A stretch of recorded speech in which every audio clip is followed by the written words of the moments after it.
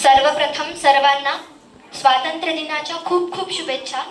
असं म्हणतात की आपली वर्तमानातली कृती हे आपलं भविष्य ठरवते आणि आपला देश जेव्हा पारतंत्र्यात होता तेव्हा क्रांतिकारांनी स्वतःचा प्राण अर्पण करून या स्वातंत्र्य यज्ञात दिलेल्या आहुतीमुळे 15 ऑगस्ट 1947 रोजी आपला देश स्वतंत्र झाला।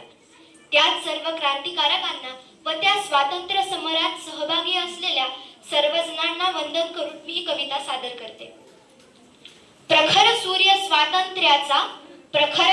स्वातंत्र्याचा तिमिरा मागे लपला होता, क्रांतीचा समतेचा आधार मागत होता।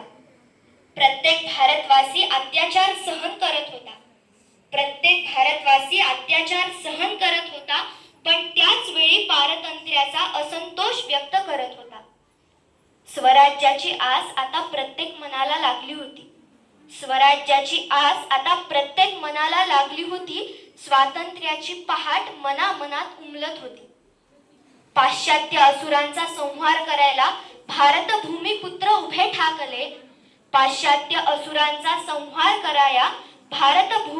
उभे ठाकले स्वातंत्र्याच्या यज्ञामध्ये प्राण अर्पण करू लागले। याचेच फळ म्हणजे स्वातंत्र्याचा प्रखर सूर्य तळपतो आहे, प्रगतीची आधुनिकतेची वाट अधिकाधिक तेजस्वी करतो आहे। देशाच्या प्रगतीत आपला वाटा असायलाच हवा।